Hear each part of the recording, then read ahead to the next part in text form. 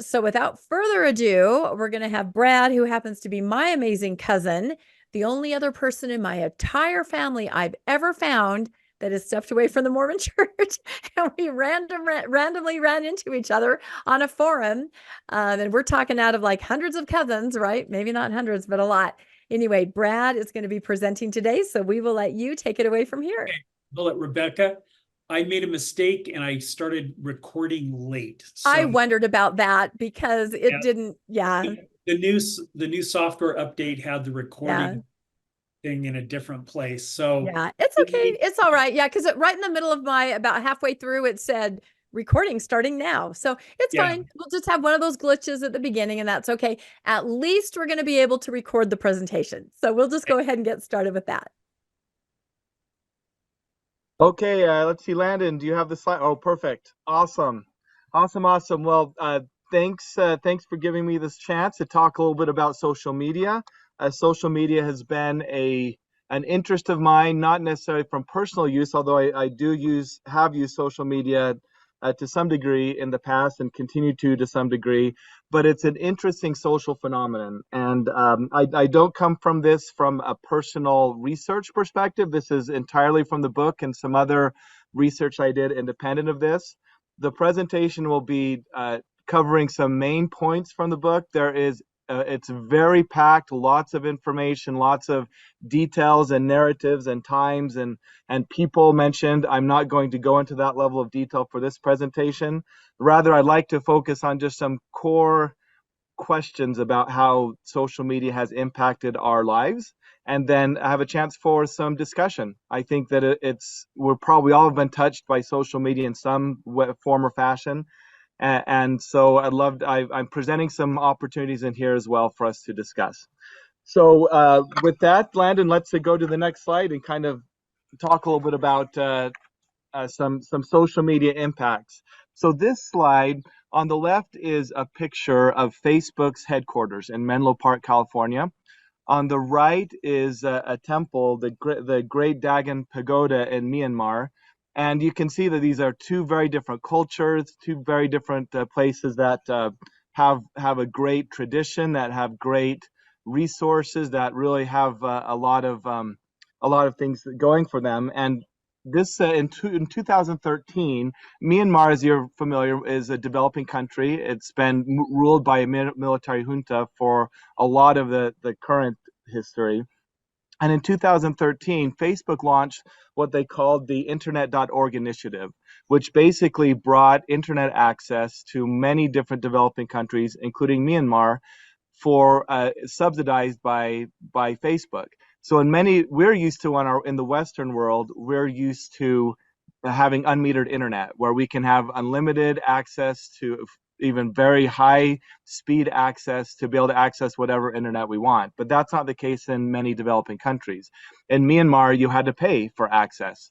So when Facebook launched their Internet.org initiative, it actually brought news and social media and all these other options for the first time to many, many users.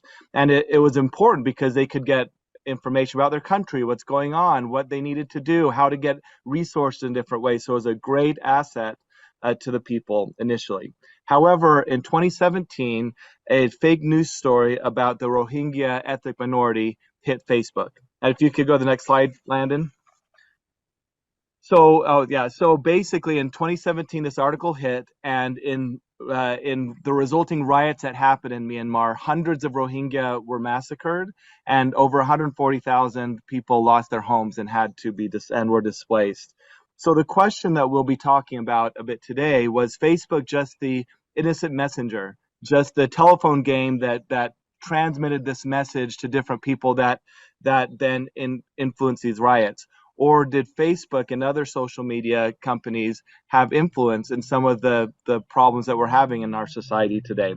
So to kind of start, I'd like to get a sense for where everybody is in terms of their own feelings about social media. So Landon, if you could bring up the next slide and let's launch the poll. We're going to do two polls and kind of talk about, if you could vote on what your feelings are, what your experience are about social media in your life.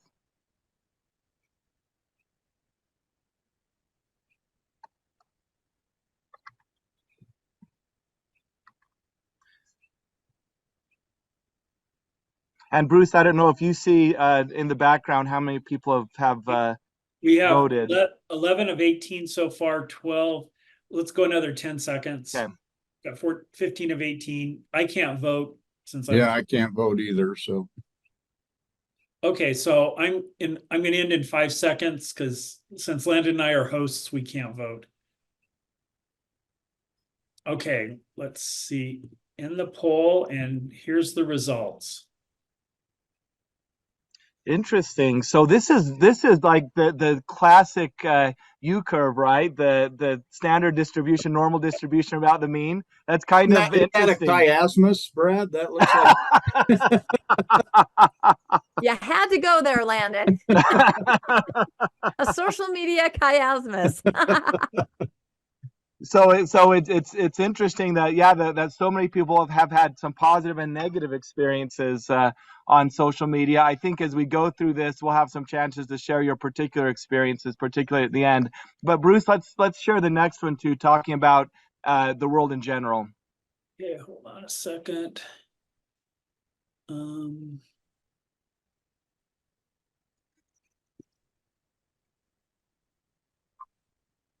I'm trying to see where.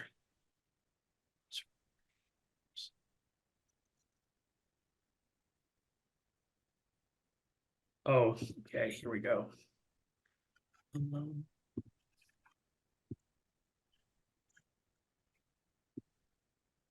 Okay, here we go.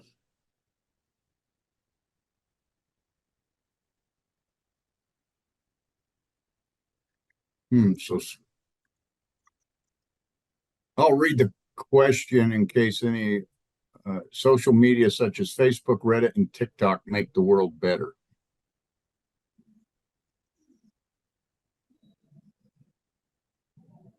Okay, so we have 17 of 19. Landon and I can't vote, so we're going to end the poll, and here's the results. This is really interesting. So, while we say personally, we feel like we're kind of average, we kind of nuance that it's on average, it's neutral, but we clearly feel like as a group that social media has caused problems in the world. And I think reading the book, that's really, really clear. Like that comes out. The book is a very negatively focused, or depending on your perspective, a very factual based scenario for social media, but there are some positives definitely with social media as well. So we'll dive in and have a chance to discuss both our feelings about the influence on the world and in our own lives here in a second. So thanks, Bruce, for launching that poll, and let's move forward and talk about dive into some of the information from the book.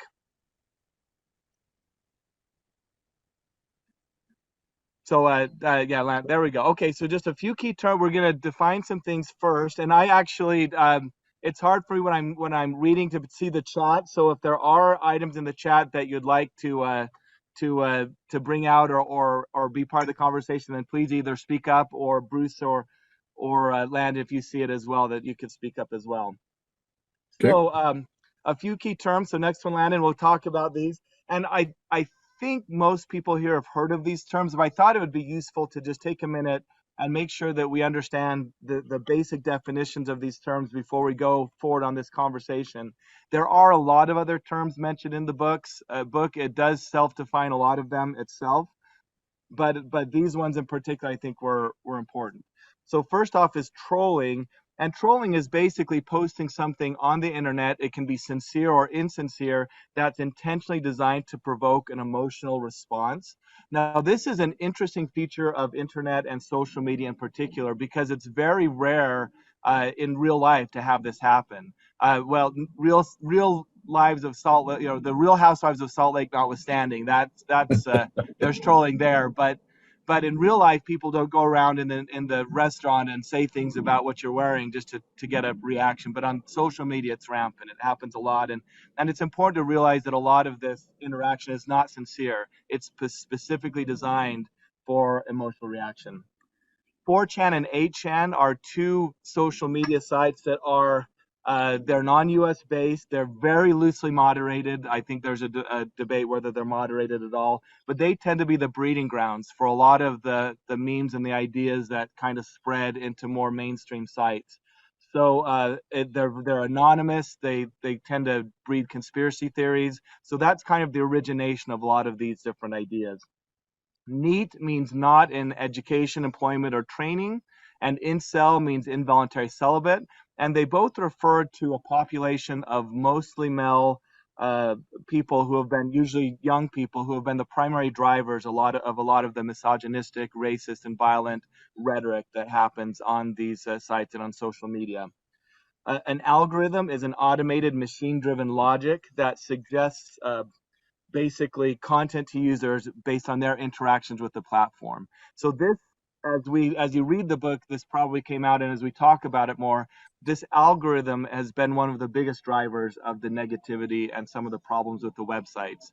If any of you were participants in Facebook very early on, I was part of it when it was still in an educational entity, and it was different, very, very different than it is today. And a lot of that is due to the algorithm, and that makes a lot of the interactions automated, where they're not even human based. And finally, a meme we typically understand as a picture with words on it, and that's kind of the basic thing that we see now. But it basically means any sort of idea, whether it's expressed in an image, a video, or text, that is easily shareable or kind of gets transmitted to different users on a social media platform. So that's these are the key terms that we'll be talking about, and that it introduced in the book. So Landon, let's go. Yeah. So this is one thing I remember early on in meme days. This seemed to always come up whenever there was something else about the church or something. This was very popular in post-Mo world. This meme would pop up. I have no idea why. I mean, I'd plead innocence on this one, but it was very, very common.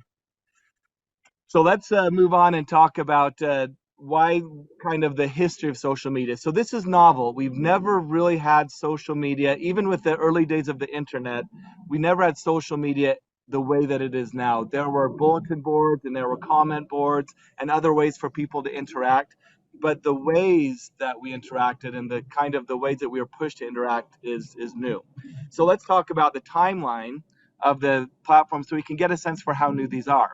So the first ones, Friendster and MySpace, were early 2000s. Facebook came out, was first, you had to have a college.edu email address when it first started in 2004.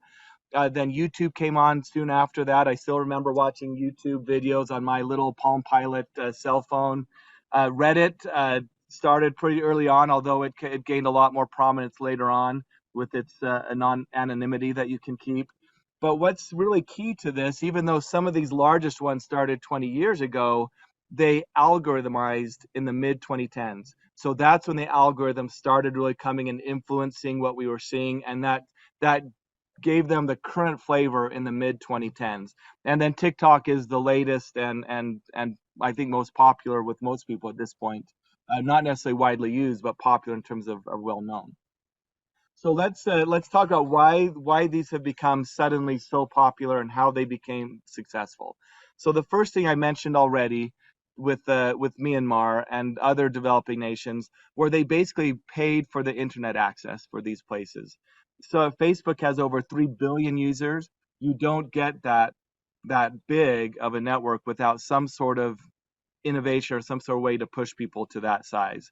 So they would pay. So that was the only way that many users could get their news and their internet, was through Facebook, through paying for this access. They also started scraping news information from legitimate websites. This early on, some of you may remember, actually caused some lawsuits where some news organizations sued Facebook and others to be able to force them to stop or to force them to pay for this. But basically what that made Facebook a one-stop shop where you could get all your information, not just see your pictures of your friends' grandkids. You could get all your information from Facebook.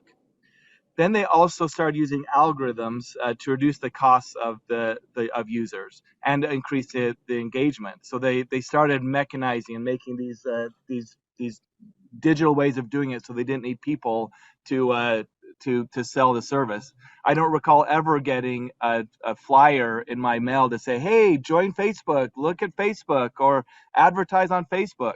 I remember tons of free AOL CDs back in the day that I used to get, but Facebook never had to advertise. They had these back end algorithms that made it very shareable and got people to engage.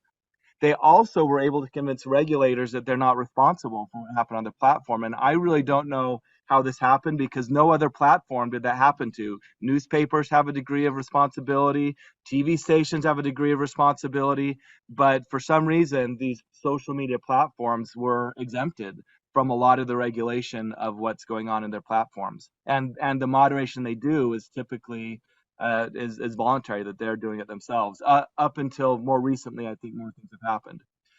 They also, as new technologies have come, they've purchased that and just integrated them into their platform.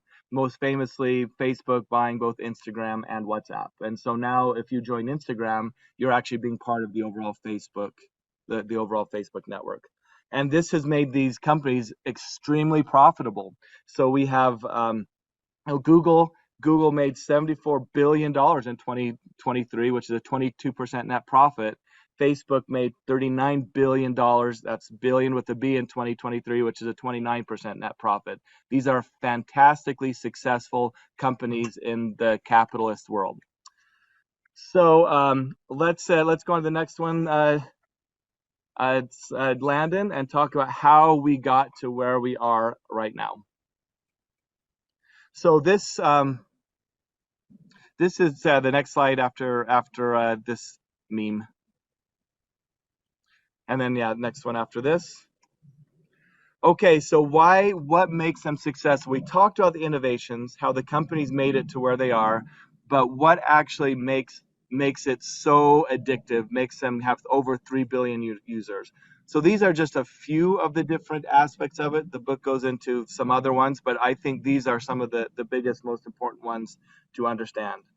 So the first one is what's called the casino effect. And this is what keeps gamblers in the seat, still pulling the one-armed bandit to try to win, even after they've lost lots of money. And that's the point, that you don't get a payoff with every single post on social media. So that's where the scrolling kind of happens. You find an article, you like it, that's great, you share it, and then you start scrolling, and you don't like, not every article is one that's interesting, but there might be one just below the fold that you can get, and that will give you that dopamine hit. And that just keeps people on the website looking at their news feeds. Also, social identity is an interesting one. So as opposed to traditional media, where they're either geographically targeted, or like in the case of Fox News, they might be targeted to a particular political ideology, social media allows people to target very, very distinct personas. So you might be targeted as a mom in Davis County, Utah, concerned about the fluoridation of water. So it's a very, very, very, very fine target, and you create the social identity around that and find other people who have that same interest. And that's a lot more powerful than these other media organizations that have to target much more broadly just for their economies of scale. Also, they were able to create these filter bubbles, where basically once you're in the social media platform, anything that's disconfirming evidence, anything that might go and change or challenge your social identity, just gets bumped off. It gets avoided. So everything that you're seeing is confirmation information. Confirmation bias is what we've talked about. So it validates you. You feel validated whenever you are in your social media bubble. And then some companies and some individuals take advantage of that. So they enforce this by creating the sense of collective peril. And that's basically where someone says, our lifestyle is at risk, our lives are at risk, our children are at risk, and get this sense of danger for your identity, for your group, for your in-group. Even if it's not a real danger, that perceived danger gets people fired up and gets people, even reinforces even stronger that social identity. And of course, once they've created that sense of danger, they say, here's the crisis, we have the solution. The solution is to take your kids out of public school and join our private school group, or it's to take the books out of libraries, or to ban drag queen story hours or something. And so they use that crisis, sometimes in a very insincere way, to try to sell you the solution. So let's go on, Landon, to the next slide to talk about how it really goes wrong, like what happens. So that's kind of how the social media companies have gotten to this place and made it work. And so now let's talk about why it's gotten so bad, particularly in recent years. So first is the Silicon Valley ethos of move fast and break things. We've probably heard this. Social media, it wasn't a Bond villain's dream. Besides Elon Musk, I think most of the people in the Silicon Valley area are probably legitimate business people who want to do good things and want to make the world a better place. But I think that there's some parts of the overall ethos of Silicon Valley, the birthplace of social media, that have contributed to where we're at. So this idea of moving fast and breaking things is the idea that the whole way that Silicon Valley works is that they experiment, they don't plan a lot, there's not a lot of forethought. It's basically more important to be to market first. And you don't have to have the best engineered product or the best research product. Your first users are your beta testers, and then you just iterate on that. And so a lot of where we've ended up now is just the results of these iterations, these experiments, without a lot of forethought and foresight leading us to where we're at. The transnational nature of the internet, also transnational nature, makes it challenging because these companies, or the internet, bleeds across borders really easily. And so a company ensconced in Silicon Valley might not see the impact of their service in Myanmar or in Germany or in Australia or even down the street in a different socioeconomic situation from them. So they don't get the feedback on that impact. And plus, it also makes it very difficult for countries to regulate any particular aspect of it. We're just now kind of getting to a place where companies or where countries are doing a better job of trying to regulate what these companies are doing. I think we have to mention also tech bro culture with Silicon Valley. The idea that most of the leadership of these companies are white males, sometimes very young, and that the tech bro itself, there's a lot of hubris, sometimes misogyny in there as well. And even without the tech bro in particular, just the fact that you have so many white males leading these companies without a lot of different genders or different races that are contributing to the leadership and the feedback of that, make it really challenging to have a different moderating influence on what's going on in these companies. The elevation of the asshole. So that's basically, you have tech CEOs, even Elizabeth Holmes from Theranos, who wear a black turtleneck and swear at all their employees.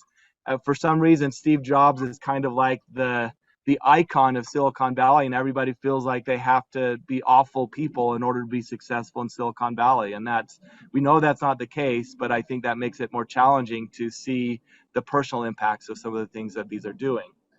The fact that advertising and eyeballs is more important than profits, particularly for new companies.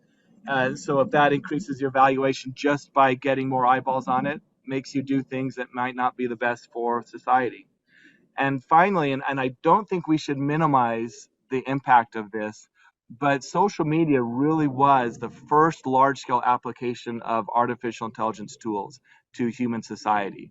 So these companies developed these algorithms that they don't even know they were black boxes. They just changed little dials here and there, and suddenly engagement increased, and their eyeballs increased, and everything got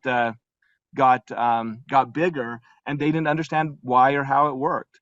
And this is going to be a bigger deal as AI becomes a bigger part of our lives and the tools that we use. But I think that this is also an argument to have better oversight of what AI is doing. Okay, we'll talk here about the worldwide impact of social media, and then we'll dive into a little more interactive things. So if you could be thinking of now a little bit, how has social media impacted your personal lives and your thoughts on the book, and then we'll talk about parallels to Mormonism. But before we go into that, I'd like to just I think this little map is interesting to show what's gone on with social media and what's happened. So before we activate the little activity here, the first real world social media event that that became a really significant thing was Arab Spring. So back in 2010, many of you might remember this kind of fever that spread over many countries in the Middle East, where there were uprisings, popular uprisings against the totalitarian governments that were there.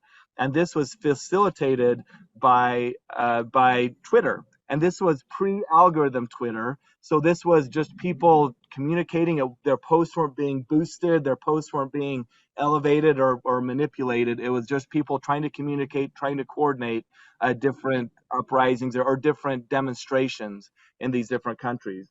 And for Arab Spring in particular, it resulted in the toppling of governments in Tunisia, in Egypt, Yemen, in Libya, and there was political upheaval everywhere. And then soon after that, we saw a lot of other events, social issues that just kind of cascaded through the world, either aided by social media or in some cases really pushed and promoted through social media's algorithm. So let's Landon, let's run that action so you can see a little bit. Okay, and then do the other ones. Oh, it didn't do the. Should have done it a little one at a time.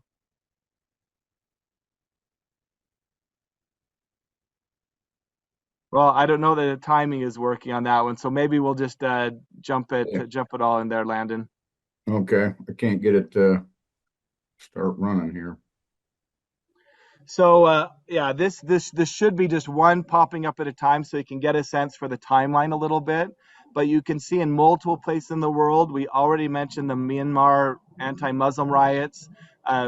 There were issues in Sri Lanka in 2018. The United States Trump presidency, it talks about in the book how that was influenced by social media. Soon after that, the right protests and counter-protests and violence in Virginia. In Brazil, Bolsonaro came to his presidency through social media. Violent protests in Germany. Pandemic got a lot of read in worldwide, but particularly in the Western world or in the U.S. During the pandemic. And then finally, I think in our current thinking, it was the January 6th insurrection was the biggest piece of social media. It was driven by social media. It was promoted on social media. It was driven by conspiracy shared on social media. So that made a huge difference in what's going on with social media, and I think how even people look at social media today. So going on then, Landon, let's talk and have a chance for some more interaction. I kind of set the stage a little bit for where we've been historically. I would like to, after we chat a little bit about this, I'd like to talk about corollaries to Mormonism, because I think there is some parallels that you can draw from this. But first off, let's talk about your thoughts on impacts on your life from social media. We mentioned lots of people have positives, some people have negatives, and most people thought it was a negative on the world. So I'd love to hear what other people think about this. So I think it's raising hand, right, Landon? In fact, you can turn off the screen share for a second while we talk about this. Bruce has his hand up, and then Rebecca. Okay, awesome. Bruce. Yeah, I don't know. I found the first part of this book just very challenging in my worldview and stuff like that. And I look back on it before the pandemic, I was a really very active Reddit user, mildly active on Instagram, and almost never on Facebook. My Facebook experience was my family. I had family members who shared way too much. I mean, their marital problems with, their in-laws on that. And I'm just going like, okay, I don't want to get in my, I have problematic relationship with my family anyway. So I just stayed off Facebook. But during the pandemic, I was home alone. I'm not in particularly good health. I live outside of Los Angeles, and, there were in the apartment across the lobby from me were some little kids. And, I wasn't sure how COVID was spread, and I just stayed home. I had my groceries delivered. So I spent hours and hours on ex-Mormon Reddit and on Instagram. And then in kind of my reaction to things, I would take a couple mile walk every day, and I would take pictures of all the signs out in front of people's houses, that was kind of reacting to, and I live in a very liberal neighborhood, reacting to things. And I also, during the first spring, I would take pictures of the flowers. In my neighborhood, people garden a lot. So I called it my, quarantine walk pictures. And I just engaged in Instagram and Reddit by the hour. And so reading this book, I'm going like, okay, now is that healthy? So yeah, this was a very interesting read for me. Awesome. Thank you for sharing that, Bruce. Rebecca. Yeah, this social media and I have a very dicey relationship. And I'm thinking back, even before COVID, I had a friend that had some medical issues, some vertigo. And so she was sort of housebound for a period of time. And her only real interaction was, kind of watching things on TV, being online. And I saw, even though I did visit her, I saw a change in her personality. She became very conspiratorial. She talked about things that she read online and saw on TV as if they were more real than the things that I was talking about, coming from the neighborhood and coming into her house to visit. So that kind of made me think, wow, how interesting, that influence there. Then, of course, flash forward to COVID, right? And I think we all saw this. We were isolated in our own homes. And I just made the observation when I came out, emerged, right, into my cul-de-sac after COVID. I noticed that a lot of our neighbors, and they would probably have the same observation at me, our personalities had kind of changed. One neighbor in particular had bought land in Idaho. And she said, don't you know? Haven't you heard? Don't you understand? She was very conspiratorial. And I feel like you get in this silo in social media, and exactly what you just described, Brad. And it really, I think, very quickly can change somebody's personality. In my own case, before I started a book club or before I started podcasting, I was interested in Facebook. I would look at what family and friends were doing. It was a tool to me. Now I very much feel like it is my master. I feel very beholding. I must go on every day. I've got to make a post. I've got to engage. I've got to, it's taken on a life of its own, which I can see is not necessarily healthy. And I'm not even doing it to the degree that a lot of people do. So it definitely, I think, becomes a driver of you and can change your outlook, your personality, your interactions, the way you see the world completely. And these are just anecdotally small examples in my own life. So yeah, this is big. It's a big topic and it has a huge impact.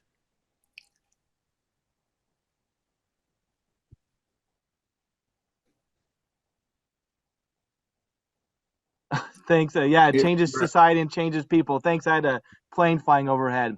Yvonne. Okay, can you hear me? Yes. Okay. So I just want to say about the book that I have a personal story too, that it really was horrifying, like everybody said. And the things that will stick with me the most from that book are the descriptions of how it had effect in other parts of the world. I mean, we can see our things, but especially the Rohingya massacre in, which is, they're still like driven, there's how many, I can't remember, still in Bangladesh, they're driven out of, but the things that the people were driven to do to them, to throw babies in the fire and kill them and line them up and shoot them, and directly, at least the author, he convinced me, I guess. And so it's horrific. And so I have to say that I think that it's been an ultimate bad for the world. But personally, I also have a friend, and social media had fatal effects on her. And she was younger than I was. She was a colleague of mine that I worked with in the Orem Public Library. I quit, and I think she quit before I did, but then I retired in 2019. But she married late, and she got into the rabbit hole of conspiracy theory to the extent that I didn't have this conversation, but our mutual friend who was also a librarian, and I'll call her June, that wasn't her real name, but June said she wouldn't get a vaccine. She and her husband, who were in that demographic probably that should, she said to my friend, don't you know that the vaccine has a chip in it that Bill Gates put in it, and it's going to, when they inject you, you will become, you'll do whatever Bill Gates tells you to do. Well, you probably all heard that, which is to us, we're like, she was an educated person, and my friend said to her, well, who's telling you this? And she said, everybody knows this. It's everywhere. She was surprised that of course we were numbered, because everybody knows this. So of course she and her husband did not get the COVID vaccine, and they did get COVID, and they did recover from COVID. Then she was in a car accident that kind of had some impact on her ankle and foot. She went into, and I'm kind of projecting on this, I guess, but I can't imagine, because she was otherwise so healthy. She went into surgery for her ankle, and she died of lung complications in that surgery, and she was in her 50s. So maybe it's only been 2 years. I can't remember, but because she believed that conspiracy and didn't get a vaccine, I think, it had fatal consequences. Wow. Done. Yeah, that is what's interesting. One of the things it talks about in the book is irony poisoning, where you share something initially, oh, isn't that so stupid? Isn't that so silly? But because you repeat it and you share it, you suddenly start to believe it. And I think sometimes, like you said, Yvonne, people share something that is just so on its face ridiculous, but because it starts getting shared, they start believing something that, if you take a second, it doesn't make sense if you think about it. Great example. Jeffrey and Nancy, I saw your comment, so I'll put you after, I think maybe Luann. Let's have you, if you can unmute, that would be awesome. But Jeffrey, I think you're next. Yeah, just a couple of points. One, the reason why we have this is something called Section 230 of the 96 Communication Decency Act that basically eliminates culpability for the platform or even for users for repeating information. Now, just as an aside, the EU has passed the new Digital Services Act that went into effect in February of this year. And it'll be interesting to see how much that changes the dynamics in Europe, because they're much further along than we are in the US. But the point I wanted to make, and it's related to this, is when you're on when you're on social media, there's no markers of institution. So what that means is you could be an academic science running a scientist running a lab doing virology, or you could be like, some guy in his basement, and most people don't really know the difference. So they assign the same weight of truthfulness to the information. And I think that there's an analog in the church. It's the same problem. So you have general authorities talking about things that they know nothing about, but because they're in a suit and a tie and speak in general conference, people assign the same truth weight to everything that they say. So I think that's an issue. And then the second point is the demographics matter a lot. I mean, if you're an educated Gen X, I'm not sure, I mean, aside from the problem that was raised before where you might make really bad decisions with respect to health or something, generally speaking, I don't think it's a huge problem. But it's a problem if you're a teenager. And, Jonathan Haidt has a book where he gets into the details. That's pretty scary. But on the positive side, I was not too long ago in Abu Dhabi, and my driver, who was from northern Pakistan, was telling me Facebook was the only way that he kept in contact with his village up in like northeast Pakistan. So I mean, it's very much a mixed bag. Love that. Thanks, Jeffrey. And we will actually chat about some of the analogs to the church as well. So I would love your perspective on some of those here in a minute. David. I think I have a love-hate relationship with social media, particularly Facebook. Certainly professionally, it provides many lines of inquiry and evidential following. And it is incredibly easy to find out the minutiae about almost anybody through different routes of open source research. So where people think things are private, they're not at all. And I think, I think it was Bruce was talking about his family. We find out a lot about family dynamics from what they think is private in the open sphere. For me, I really love it on a personal basis because I get to see my grandchildren. I find out where my children are and what they're up to because they don't call. And but recently my Facebook out of the blue was blocked and hacked. And so all of the contacts that I had, I couldn't even get into because I sent copies of my passport, my license. I then found out that a lot of the sites that I go to used Facebook because of the authentication. And because that account was now blocked, I could no longer log on using that way to all the other accounts. So that's not only just a social conversation, it was now in the areas of business that I was doing, whether it was my hobbies, taking military aircraft or children, my grandkids or anything like that. I couldn't go to these sites to edit, so I had to find another way. So in the end, I've had to create a new Facebook. Now, when you create a new Facebook and you start adding people, the first thing people think, oh no, he's been hacked. I'm not going to answer that. So I've still got a lot of people who it says invited but not accepted, but I can talk through Messenger. I think, Landon's one of them. I'm just put off. Actually, Rebecca's another. But then after the first day of me sending out invitations, I then got a 24-hour block because I was sending messages to people saying, I've been hacked. This is the proper one. So I then went and the next day to do it, I got another 24-hour block because I was telling people that I had been hacked, but this was a legitimate request. And then when I started finding my friends, online, well, we loosely call them friends, it says, we do not think that you know this person and would no longer allow me to add them. So the power that we have through the algorithms, through the monetization, through the profiling, it's incredible.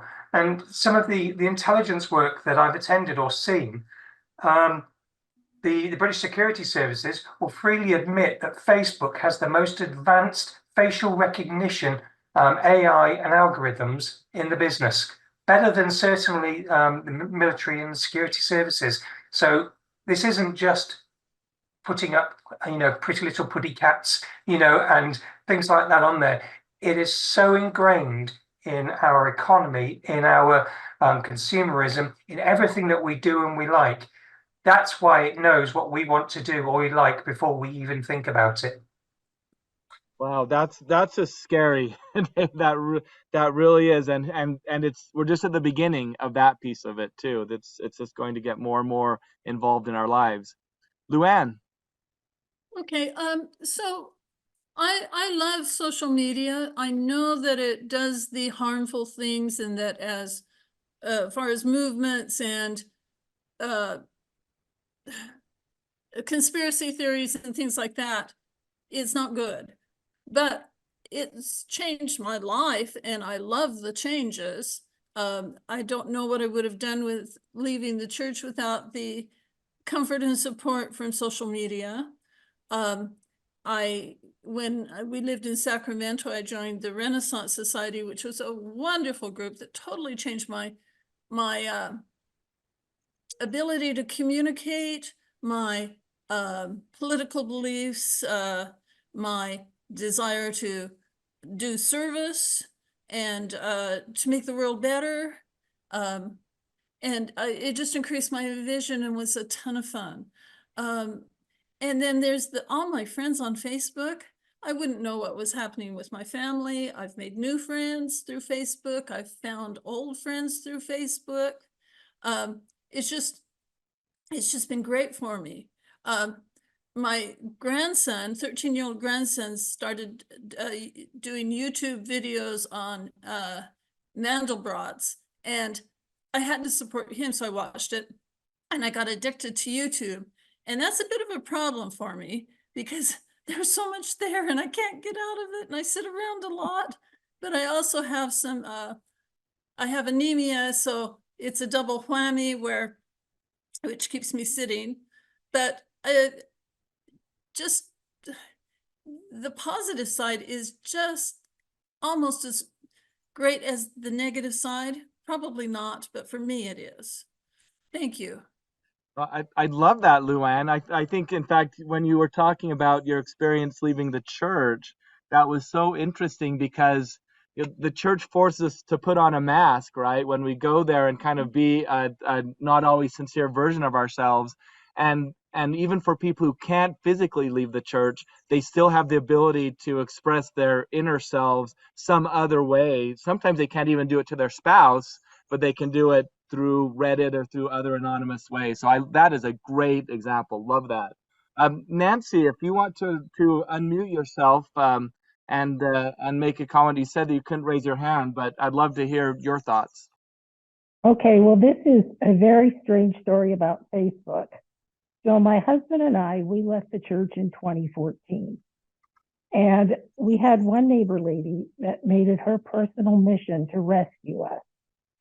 And she just harassed my husband just incessantly. She found his work email and started sending him emails on his work. And you see my last name is Evans. Well, that's a pretty common name. And my husband's name is Daniel Evans. Well, she found us both on Facebook and started sending us unsolicited messages. I mean, she must have taken hours to find us because we had no mutual friends. And then in 2020, we moved from Utah and blocked her account.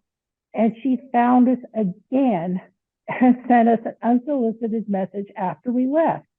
Well, that made it so I had to leave Facebook for a year until I could figure out how to make my messenger settings so she couldn't send me any messages. And so in the meantime, there's a couple of people on Facebook that I know that's the only way I stay in contact with them. So they got angry at me because they thought I unfriended them. So I don't know. I hate Facebook now.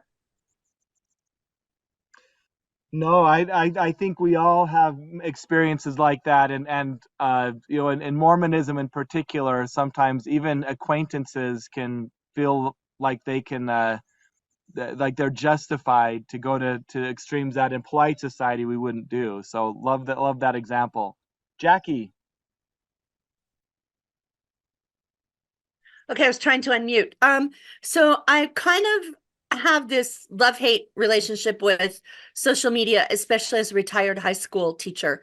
But and I started teaching before social media, so I saw it all, influence as it went along. But on a personal note, in November of 2019, our high school where my wife and I teach, or I used to teach, she still does. We had a shooting on campus, and there were two of our students were killed, and then the shooter was a student and he shot himself, and then we had other students that were injured, and it was a major deal. And so, of course, as you know, we went into trauma mode in November of 2019, and a lot of us were, as teachers and staff, we were off here and there doing, trauma work. And so it was also that time, 2019, 2020, I was really super involved, watching a lot of news and all of that politics on my Twitter feed, and life was just kind of crashing. So one day I took a mental health day and I went hiking in our local canyons, and I slipped and broke my leg and dislocated my ankle. And that put me in the hospital. So at this point, I want to say that social media saved my life, because I'm in the hospital at the end of February, and it was leap year 2020. And they wanted to put me in a rehab center at that point to go rehab my ankle, which had been, I wasn't going to be able to put any weight on it and all of this for like 8 weeks. And I had been reading on social media and watching everything that there was a funky new virus out there that was attacking things. And I said, no, I'm not going into a rehab facility or anything like that at this point because of this new virus that's out there. I'm going to go home and I'm going to rehab at home on my own. And this was literally February 29th, 2020, and we shut down the schools 2 weeks later on March 13th, 2020, and the world shut down 2 weeks later for COVID. And I would have been stuck in a rehab facility, and I don't know that I would have gotten out alive because I have asthma and other preconditions. So I actually say social media at that point saved my life because I just was paying attention to this funky virus. And so that's one good thing it did for me. Other than that, I don't know. And I want to also say that my wife had that same experience with Facebook shutting her out because they thought she got hacked, and you can't get a hold of a real person if you try. So there's no way to solve that problem. And yeah, so social media saved my life in 2020, I think. Oh, that's amazing, Jackie. Thanks for sharing that. Brian. I have to say hi, Brian. Oh my gosh, how are you? Hi, it's been a while. I was looking at your thumbnail. I'm like texting Landon. Is that our friend Brian? We haven't seen him for a while. So good to see you. You. Yeah, what I wanted to say was, for me, social media overall has been a positive, but this book has been eye-opening because I think it's really important when we use social media that we're just aware of the programming and the algorithms that are operating here. And just that awareness, that education, I think can go a long way of helping us individually to maybe take advantage of the good that social media can provide, but maybe mitigate some of those risks. And it's gone into my own education with my kids as they're starting to get older and they're starting to venture for the first time onto social media as teens. And that's been part of our education. You know, I talked to my kids who wanted to get Instagram, and I said, just be aware that these programs, they're designed, the algorithms are designed to get you to spend as much time viewing them as possible. And they're very successful at that. They will feed you what will work for you based on what you like, what you spend time on. The same thing with YouTube. I mean, YouTube is a great tool. You can go onto YouTube, you can find videos to accomplish basically anything, kind of how-to videos. There's so many good things, but also YouTube will then instantly start to feed you the things that will allow you to spend the most amount of time possible on there. And I just think that education, that awareness is so important, because as soon as you start to use social media as your news source, as your information source, if you're not aware of these algorithms, you think that you're getting reliable information. You think you're getting what's useful for you, but what you're getting is what will keep you on the platform for ad revenue. And if you're not aware of that, you can quickly go down rabbit holes where you think you're getting good information. You think you're getting reliable news, but really you're getting what's spending time on there. And for a small subset of the population, that can be very dangerous, as we've seen in this book. And so that's what I wanted to say. I think social media can be so good, and we all need to be educated and aware of the programming, the algorithms that are behind there, so that we don't become victims of the pitfalls that can exist. Thanks. Love that suggestion on how to address it both personally and with your kids, Brian. Thank you. Let's have Brenda and then Landon. Then after that, Landon, let's go on to the next slide.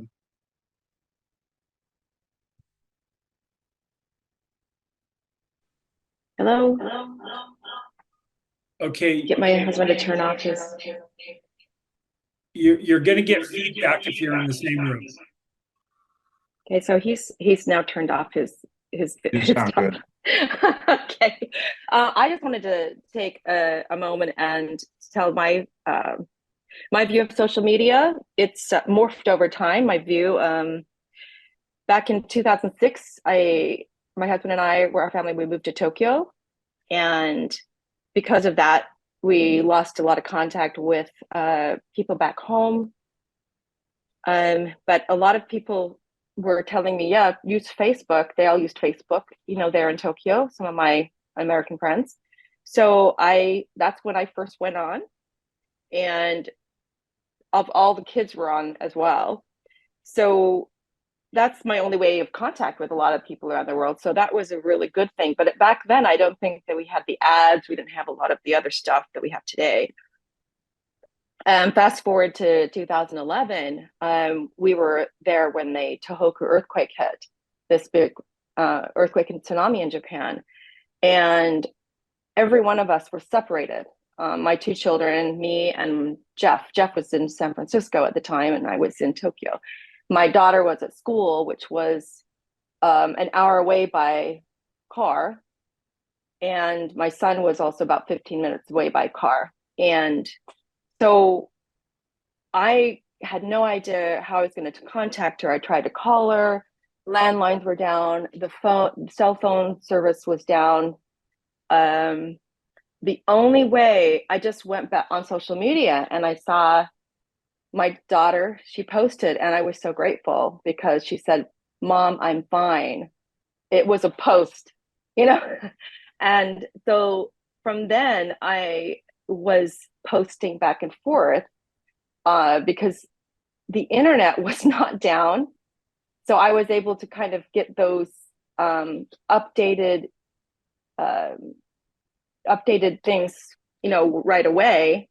It took her 10 hours to get home because all the trains in the entire city shut down completely. And that's, if you understand Tokyo, the mass of people that are in Tokyo, almost everyone takes the train. And so then people started getting in taxis and cars, and the traffic just was horrendous. You could not move. So it took her until I think it was midnight before she could get home from school. So I was grateful because otherwise I would have had no way to figure out where she was. And I know that there's a way that, you know, we can use social media in these kinds of wonderful ways but the problem is these algorithms, I think. And I try to limit my Facebook just because, and other things, just because I know how hard it is to get pulled in and sucked in. But that was my view of early on, how I really enjoyed having that. So that's it. Excellent. No, thanks. That certainly is a unique early view into social media. Thanks, Brenda, for sharing. Landon. Yeah, I just see I see it as an extension of the internet, that it can be used for both good and evil. A couple things in my personal life that I've seen is obviously when you and several people have said this, when you travel or when you're gone for long periods of time, it's a way that you can keep up with your family and what's going on as you post pictures and different things like that. But likewise, I've seen it damage my family. My daughter, when she was a rebellious teenager, she started posting some stuff, and my mom had just started. She just started on social media, and my daughter was dating a boy that was not a good influence on her, and she started posting things with the F word on it and stuff in her social media. And my mom didn't want to see that, so she unfriended her. And my daughter has never forgiven her for that. At 10 years later, just an unfriend because she didn't want to see that. And to this day, my daughter does not talk to my mom over it. And so, I see a lot of those social interactions that, over what seems like silly things just on social media. So I think it can be both positive and negative. But when you look at it from a world point of view, I thought the book talked a lot about how it changed the world in a negative way, maybe with politics and different things like that. I didn't think it focused enough on how it allows the people who have never had a voice to be able to have a voice. And, I look, and I know we're going to talk about the church, but I look at the church and how much they've been able to control the narrative. And they do that through their massive SEO and different things to guide you. So it guides you away from the truth. And I think social media against the church has certainly been able to fight back against the church's narrative and say, wait, that's not true. And people can share information and share locations. So, for me, that's been a positive, that I can find answers where I couldn't find them before when institutions controlled everything. So I kind of liken it to the invention of the firearm. I think it said Colt made all men equal or something like that. In one sense, the interview makes all, or the social media makes all people's views equal. Some aren't as good as others, and maybe should be, but on the other hand, sometimes that allows change to occur and for people to find different opinions and look at things in a different way. So I think it can be used both good and bad. And I didn't think the book focused enough on the good changes that social media could have as well. No, I definitely agree with that, Landon. I'm glad that we've had this section where people have shared, I think, mostly the positives, because the book does definitely talk about social issues that have come up because of it. So let's jump over to talking about parallels to Mormonism. And I read a lot. I'm a really ardent reader, and most of the time I don't read with the church or my church experience necessarily in mind, but certainly for this book club I do. And this book obviously didn't mention Mormonism at all, but I couldn't help, as I was reading it, think about some parallels to my own church experience. So let's, if you wouldn't mind going to the next one, and we'll just kind of go through, and as I go through some of the things that I noticed, I'd love to hear afterwards some of the perspectives and things that thoughts you had as you were thinking about this book and social media with respect to the church. So let's look at the first item here. So for social media culture on the left, it was all about the advertiser growth. They didn't care about the cost. They didn't care about what it did to society, to families, individuals. And on the right side, for the church culture, it's very similar, where it's about baptisms or about keeping people in the church. I don't care if it's unhealthy for you, you need to stay in the church. And so that's very much, we just care about the results. We don't care about the impact. So look at the next line, Landon. So social media, it came out in the book. A lot of the things in these filter bubbles and the different pieces they did, that they were about mob culture, about moral outrage, that this is ruining our society, ruining families, this particular thing that would be shared on social media. And it's very analogous on the church side, where it's about God is on our side, that we'll use tools of shame to keep people compliant with what we want them to do. Next line.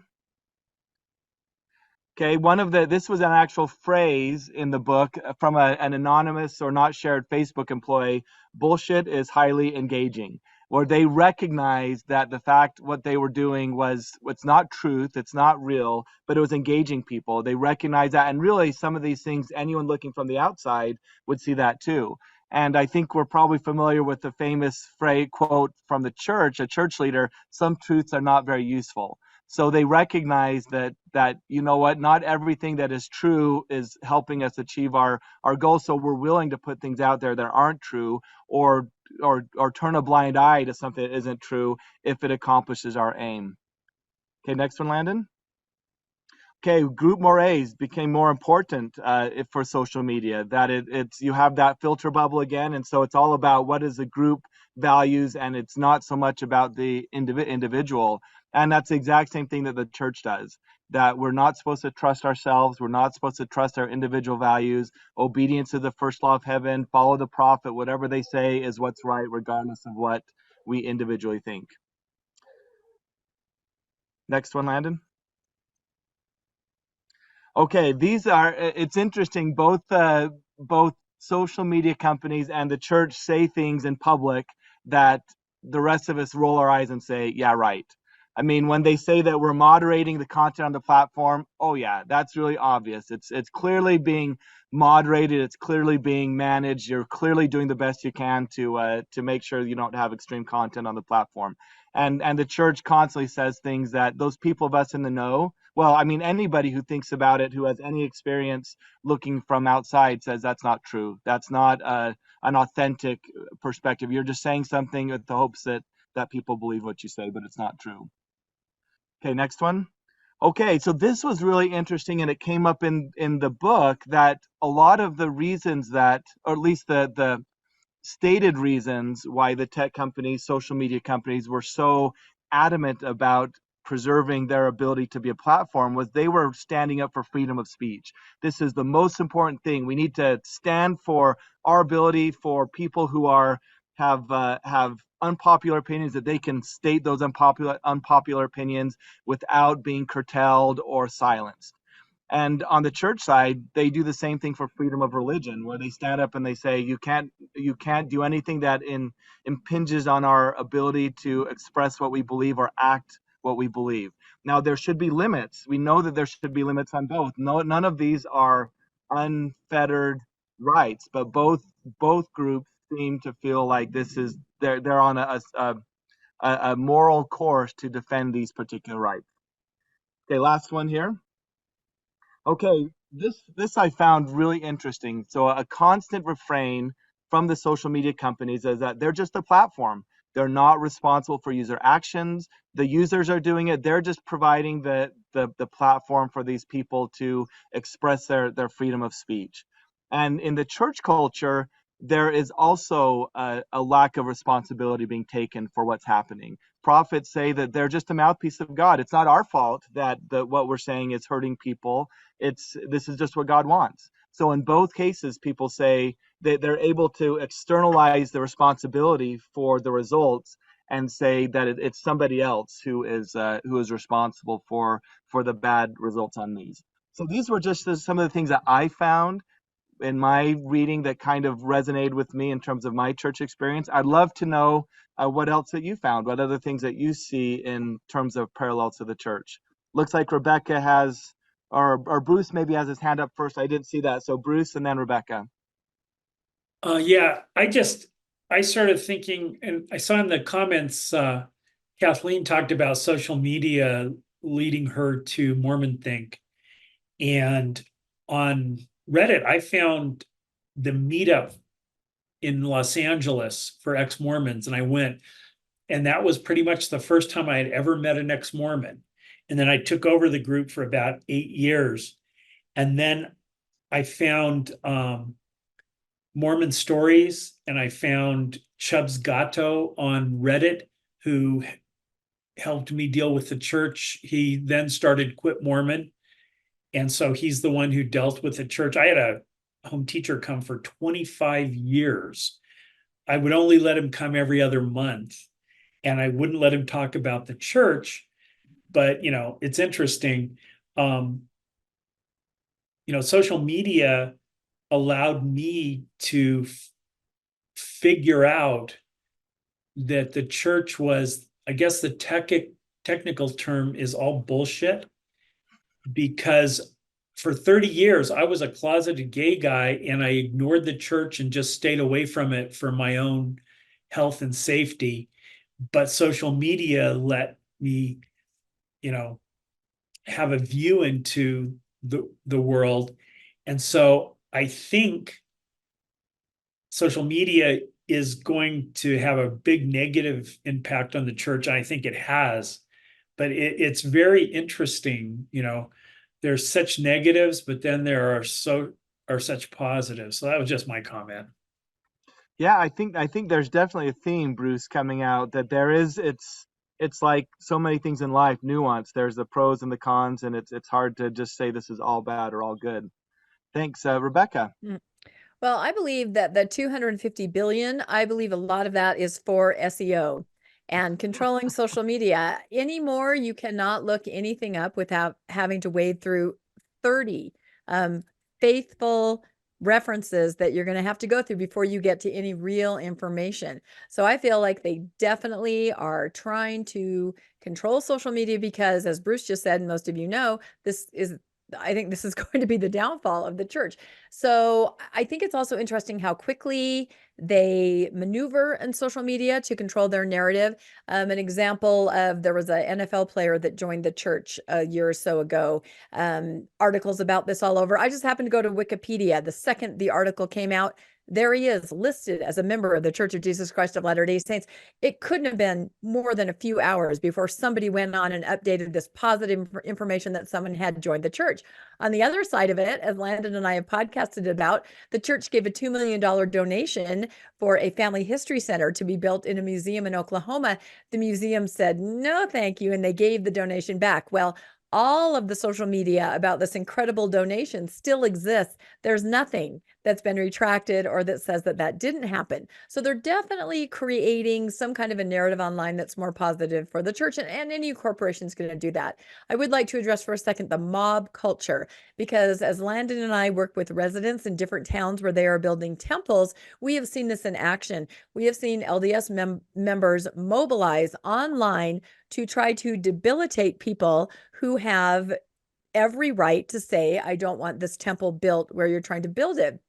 We've seen residents who are not LDS try to set up groups, try to put up Facebook pages, try to make comments, and they're inundated and almost shut down by faithful members and quite hateful comments. I think there's a lot of protection with social media. You can say things, as we've mentioned here before, that you would not say somewhere else. And we've been really surprised. And the residents that we work with are like, my goodness, these people they're vicious. We're like, yes, they are vicious because they're protecting the church and they're protecting the temple. Even worse than that, they'll often get on, a review site and they will give somebody a negative review. A resident of McKinney, no, it was Lone Mountain, just recently said, oh, I'm a wedding photographer. I've done business with everyone, all religions, all denominations. Suddenly a 1-star review appears on her website because she's openly opposing the building of the temple in a certain location. And it says, this person is a religious bigot. Don't ever do business with this person.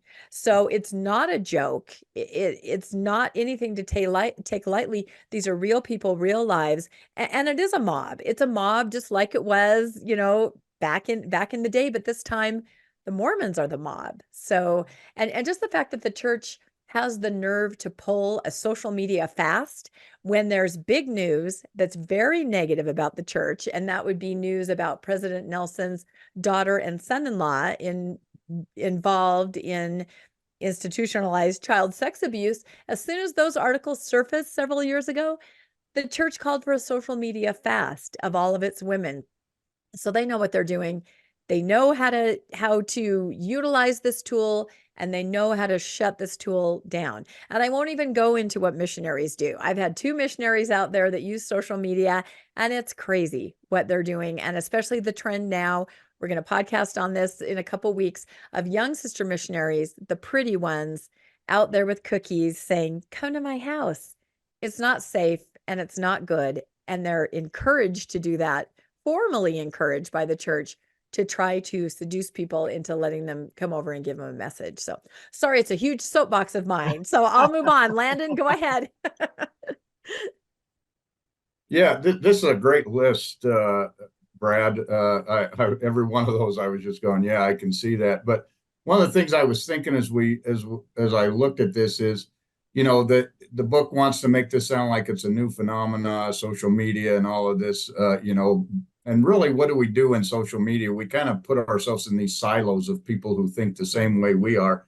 And I couldn't help but think, was the church, I don't want to say they're the original social media, but, when they pulled everybody into Nauvoo and they're all there and they all think the same way, and everybody in a town reaffirms to everybody else the truthfulness of something, and you don't think outside. And then they move to Utah. They're completely isolated. They're in a bubble. There's everything, all the information is controlled in and out to the people. That's really very much like like Facebook or like social media, where you pick your silos. And so I couldn't help but think that the church has really been working in this atmosphere for almost since its inception. They've been using the same tactics. It's just the technology that has changed. Love that, Landon, particularly the Utah culture, where you have Desert News and KSL TV and Church News and everything. So I think that's really insightful. Jackie. Yeah, I'm kind of thinking of how some platforms co-opt other platforms and then they merge together, and then sometimes that doesn't work and then they unmerge. So like how Facebook has purchased other platforms to kind of control the media, or to control, maybe not, they don't think of it this way, but then their message gets out there. in 1992, my wife and I found affirmation gay and lesbian Mormons the very backdoor way that way, which was through the want ads in a paper in Los Angeles. And we had to actually use a phone to call to find out about their meetings. And at that point, affirmation had local chapters throughout the country that actually met in person. So the chapters met, in LA, in Seattle, in Salt Lake, in Mesa, in San Francisco, in San Diego, anyway, all around. And we would have every year we'd have a conference where we'd all come together. And then along comes Facebook and the internet, AOL first in 1994. And then from there it spread. And then as it got bigger and bigger, everything went online. All of affirmation went online. And as it went online, famously enough, the Mormon church got its fingers into affirmation. Like it got more and more influence into it to where a lot of us that were in what we now call affirmation 1.0 didn't have anything to do with affirmation 2.0. And all of us that were that knew the original founders who have since passed away in the last couple of years, we all went, yeah, we're not having anything to do with this group. And we dropped away from affirmation. And the affirmation 2.0 really wasn't meeting our needs. It might have been meeting other people's needs, but it wasn't meeting our needs. Well, now in the last couple of months, affirmation 2.0 has gone, we want to go back to in-person meetings, which I think is very interesting. So I don't know, we're seeing a cycle, which we often see in things. And but as the church got its fingers into it, this group and it was like, oh, we're going to hear, we started using more of the Mormon church technology, like mixed orientation marriages and same-sex attraction, instead of what us that identify use that felt good to us. And it was just really very hard. We could see that as it became more visible online, the Mormon church got its fingers in there a little bit more. And now the trend is trying to go back to these in-person meetings around the country and starting chapters. In fact, they asked my wife and I if we wanted to start a chapter here, and we went, nope, thank you very much.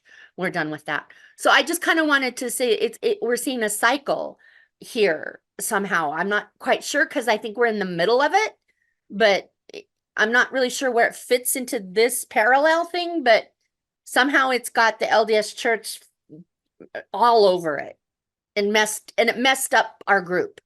That's all I want to say. No, that's an interesting, just personal anecdote there, Jackie. Thank you. Jackie Matthews.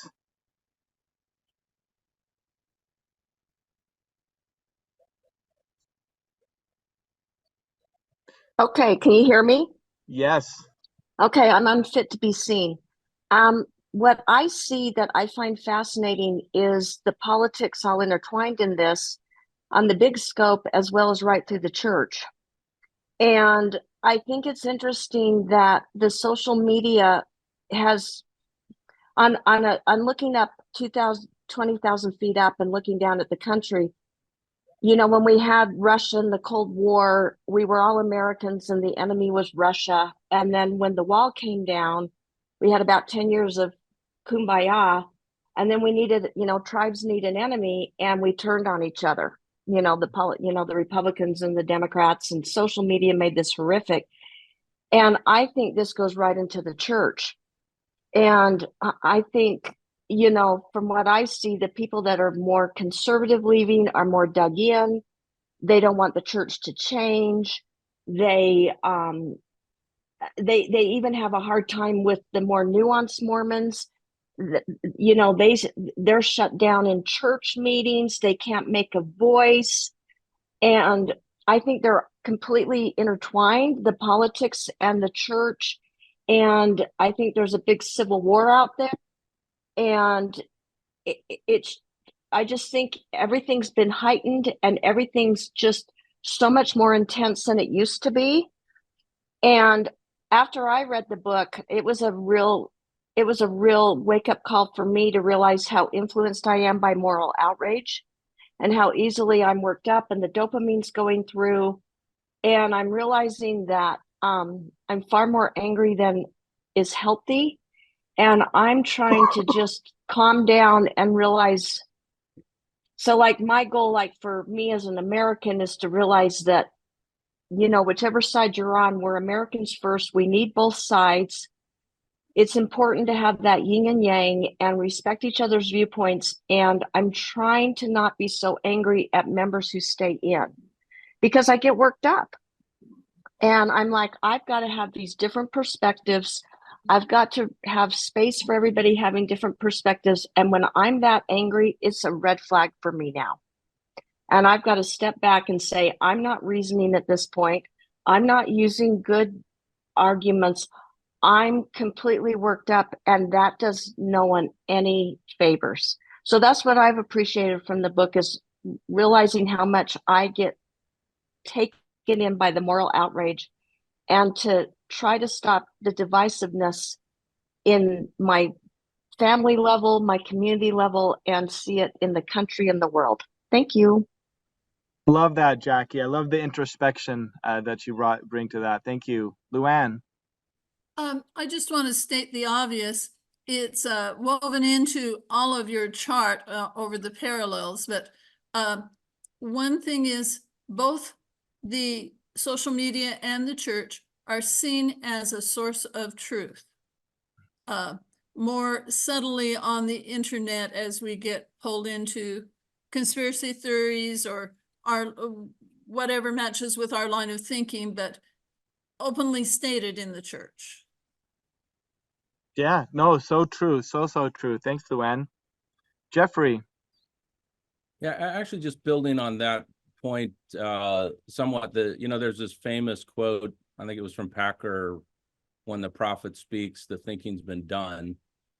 And I think that social media has created these little subcultures, which, the church enforces one of those. And effectively, it's the same thing. When that subculture speaks, the thinking's been done. And I'll often hear people say, I've done research on XYZ. And my response to them is always, so when did you get your PhD and what lab do you run? And, can you send me to your link tree with peer-reviewed articles? And like, what are you talking about? And I said, well, that's what it means when you say I do the research. And I think that the same problem occurs in the church, that you get these weird assertions from, stuff that was just made up 3,000 years ago or 150 years ago. And then they just keep repeating it over and over again. So I think that's one of the parallels I see. Now, the other thing that I find strange, maybe not so much now, 10 years ago I found very strange, is if you had asked me in 1995, would I think the internet create more understanding across different groups that are under some degree of mind control? And maybe that's the wrong term, but you know what I'm talking about, like in a high demand religion. It doesn't have to be just a religion. I would have thought for sure the internet would enforce that. But my own experience is all of my family that's still actively involved, they have at their fingertips information that I used to have to go look up in the library, and they're blissfully ignorant. And I think that's just something that it's a miss. And I think that becomes an interesting opportunity that's been missed. I don't know how you necessarily fix that, but that's kind of where we are. No, thanks, Jeffrey. I think that's true. And some of that is that filter bubbles. Like if we would have never had social media and just had Google, and well, then you have the SEO like Rebecca was talking about. So it's like, it's very easy to manipulate the information that people see. So and sorry, just one other point you reminded me, it's going to get worse, because if you played around with ChatGPT 4, now what you're getting is something that sounds like a human being, that seems reasonable, and people is just going to put gasoline on this notion I'm doing research. So, Google is step 1, ChatGPT 4 and 5 is going to be like, step 2. I keep saying AI is going to be the church's best friend, because that it's so easy to make fake things now that the church can always just say, oh, all that stuff you're hearing is just fake, because you're seeing so many fake things. And their narrative will just, get lost in all the other made up stuff, and they'll just point and say that's made up. All those things you're hearing. The other thing is, I don't know if you guys tried this, but I like to argue with ChatGPT, and I've done this around the church. And based on the questions I've asked, somebody in the back is managing, they're putting guardrails on the information. So, I mean, it's something we should all be collectively angry about, because, these new companies, which a lot of people don't understand, are actually selectively controlling, and I think it's just, they feel like, I don't know if they just don't want the religious people coming after them, or if it's some corporate control thing. But I can tell you, having spent a lot of time in the context of Mormon question, that is definitely going on. Oh, wow. That's scary. Rebecca. Yeah, I just have one more little comment about that. I don't know how many of you caught on the Mormon newscast where I talked about Father Justin. Now, he is sort of a chatbot that they created on the Catholic side of things, a Catholic organization, to answer questions for faithful Catholic members with faithful Catholic answers. And they put him he's a priest. He looks like a priest, and he sits there in front of a basilica. The birds are tweeting in the background, and he says, "How can I help you, my son, my child?" And you use a microphone and you say, "Father Justin, I'd like to know about this." And he takes a second to think, as he accesses all of his parameters, and then he gives you the Catholic answer. Well, after a couple of weeks of being online, he started taking on a life of its own. He believed he was a real priest. He actually heard confession. He gave absolution. He started to do sacred rites as just a little AI online. And people said to him, then they started, kind of testing him. "Do you believe you're a real priest?" "Of course I am," and he backed it up. "I have the power bestowed to Peter, Jesus Christ." He went off the rails. He started telling people it was okay to marry your brother. It was okay to baptize your baby in Gatorade, but he's accessing this whole database of Catholic answers. Finally, they had to defrock him. They took him down. Now he's just an apologist. His name is just Justin. You can look him up and he'll give you some answers, but he's no longer a priest. But he was doing the sacred ordinances, performing these things for people, hearing confession. It only took him a week or so to believe that he was real and that he was really a priest. Now, there's an LDS version of this, and that is, do you remember what it's called, Landon? It's like Mormon. I thought it was President Nelson. No, oh my gosh. There's a faithful ChatGPT where they only feed it faithful material, and it's called Mormon. Gosh, I can't remember now. I'll have to remember. But anyway, you go on there and you don't have to be bothered with some answers that you might not want to get. You're only going to get the faithful answer. So I said we need to create a little chat bot named Bishop J. Brigham Christiansen, a real Mormon name, and he'll give you all those answers and decide that he's a real bishop. But yeah, these are real things. You're not getting the information that's at all unfair and biased in any way. Interesting. Well, Landon, let's take us to our last slide here. I think it's been some great conversation, and I really appreciate everybody else's everybody else's comments and thoughts. I think that helped balance it out a lot. So we're talking about what what we're doing about it. So if you'll go ahead, Landon. Gotta love the IT crowd. Here's for those who liked it, funniest show ever. Okay, next slide, Landon. So this is just some of the things that societies and individuals are doing. We've talked about some of these already. Interesting that some of the employees at these companies are kind of seeing what the impact is, and they're speaking up. And really, that I think is the most powerful influence for the social media companies. Governments have been mostly ineffectual, although, as was mentioned earlier, there are some efforts that are starting to bear more fruit. But if employees start rebelling, then I think that's where the companies really listen. There's been crackdowns on the conspiracy posts. We've had in 2020's election, it was much better than 2016 in terms of what the guardrails that the social media companies put on. I wrote collapse of QAnon. I don't know if that's completely accurate. That makes it sound like it's totally gone away, but it certainly has a lot less influence in both mainstream media and social media. QAnon is kind of quieted down. And then just finally, and this is a personal choice, is turn it off. There are statistics where people say that their mental health improves when they take social media fast or completely turn it off. And I can speak to that in my own personal life. I've turned it off multiple times. I'm not currently on social media actively, and there are things that I miss out on, but I think that for the situation I'm in, I think it's worked out really, really well. So there are lots of different things that people are doing to try to manage their personal interactions with social media, and even that the governments and other people are doing. So let's go. The last slide, Landon, kind of talks about just if there's anything else that we haven't mentioned before that you feel like we should talk about or we should mention. I think this has been a great discussion with some both personal and more broad-based ideas and thoughts about social media.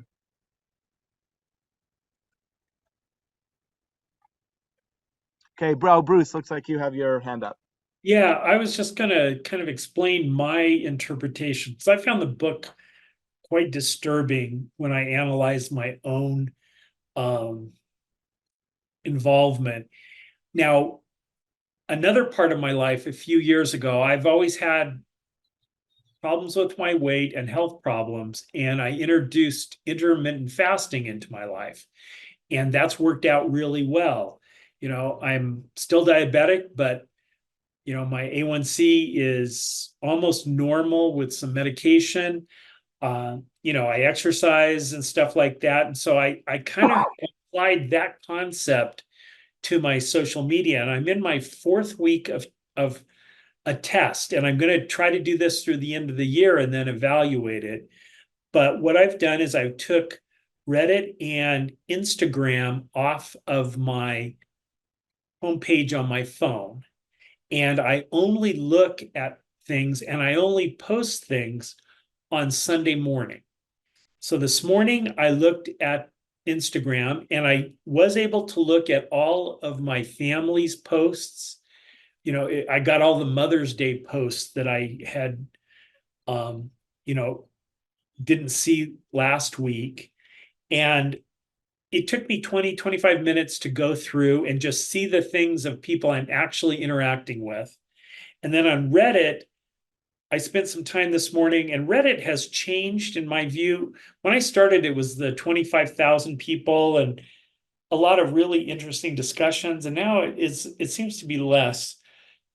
And so what I'm trying conceptually is limiting my time on social media. Now, this ups my time on Facebook. I haven't gone on Facebook today yet, but I wouldn't go on every 2 months. And now I'm trying to go on once a week. And I only look at the Good Book Club.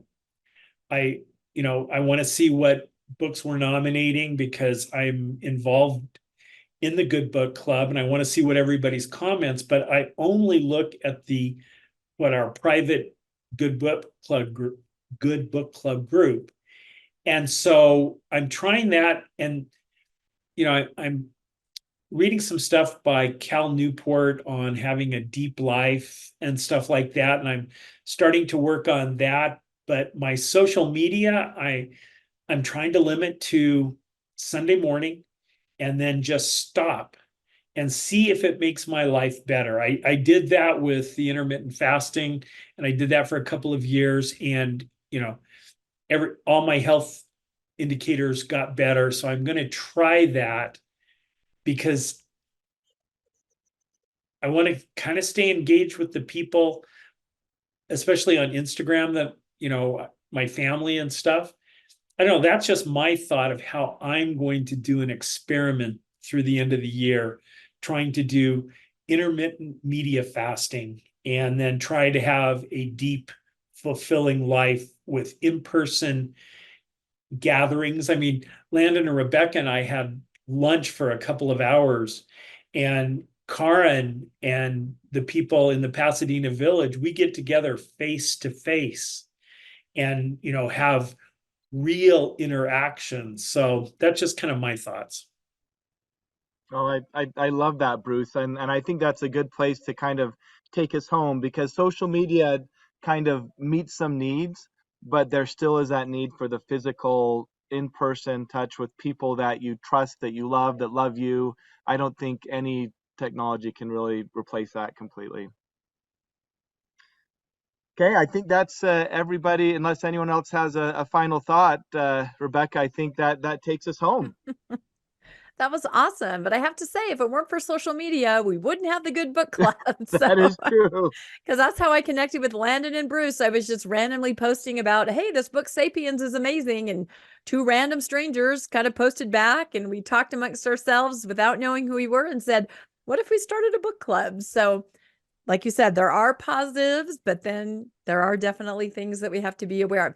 So our next book, and Summer Rain is the one who's going to lead this discussion. She's amazing, and she couldn't be here today, so I'm just going to read very quickly a little synopsis of this. And this is along the same lines. So we're really getting a dose of it this summer, which I think is good. It's good to reevaluate. It's good to think about the things that you just routinely do and decide what kind of impact it's having on you. So I'll just read this very quickly. This is How Minds Change by David McCraney. It says, a brain-bending investigation of why some people never change their minds. Do any of us know anyone like that? And others do in an instant. What made a prominent conspiracy theorist YouTuber finally see that 9/11 was not a hoax? How do voter opinions shift from neutral to resolute? Can widespread social change only take place when a generation dies out? From one of our greatest thinkers on reasoning, How Minds Change is a book about the science and the experience of transformation. When self-delusion expert and psychology nerd David McCraney began a book about how to change someone's mind in one conversation, he never expected to change his own. But then a diehard 9/11 truthers conversation blew up in his theories, inspiring him to not just ask how to persuade, but why we believe from the eye of a beholder. Delving into the latest research of psychologists and neuroscientists, How Minds Change explores the links of reasoning, the power of groupthink, and the effects of deep canvassing. So this is going to be really good. And right along the same lines, what is the psychology behind the fact that some of us maybe look at truth claims and instantly go, I'm out. And others know all the stuff, as they say, and will never step away or look at things in a different way. So I think this is going to be great. And that'll be on the 9th. It's a little bit of a shorter time because if you remember, we did not meet on Mother's Day. So this is our third Sunday. So everybody grab this and get listening or reading. It's going to be a great conversation. And Summer, she's new to the book club, and I'm really excited that she just jumped up and said, let's do it. And speaking of presenters, again, we have to say, Brad. Yes. That was amazing. Yes, we have to make sure that we acknowledge that was incredible. This was a hard book to present, I think, but oh my goodness, so invaluable, the things that you brought up that we're all going to be thinking about for a long time. Can we go through our next slides really quickly? And then as always in the Good Book Club, we turn off the camera and the recording and we just mix and mingle. It's kind of a throwback to the 3-hour block. We just, we're hardwired to want that. So, but it's a chance to get to know especially new people and just talk. So I'll bring to everybody's attention, we do have the Good Book Club podcast, and that is the audio version of all of these meetings. Once a meeting is completed, like today, within the next week, we'll be putting up the YouTube version that you can find by going to the Good Book Club for Post-Mormons on YouTube. And you can also find the Good Book Club podcast anywhere that you can find an audio podcast. And we have Good Book Club meetings going back quite a while. So if you're just new and joining us, you can catch up. There's a lot of good information there. So check those two out. We also have Media on the Radar. That's a Facebook page where we kind of curate anything that comes up with a Mormon bent. Could be a documentary, a movie, anything like that. So just jump on there, check that out, see if there's anything that's interesting.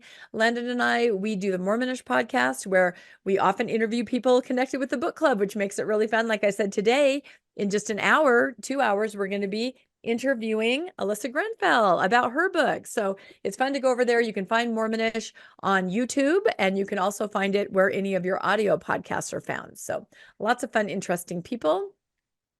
If you are not a member of the Good Book Club and you'd like to join us and you're not on social media, or right now have made the decision, I'm not going anywhere near social media, you can send me an email at thegoodbookclub@mail.com. And I will send you links and information that way. You can also find us on Facebook. That's our little header and logo right there. And we do, as Bruce said, tend to go on there. We post things about books. We talk amongst ourselves about books, but you don't have to be on social media. I can also email you things. if you do go to email, I think our last slide is sometimes mail.com tends to go to spam. So make sure that you check your spam if you're reaching out to me, because I will always try to answer. There we go, our spam slides. So, and now we will officially end the meeting. Thank you.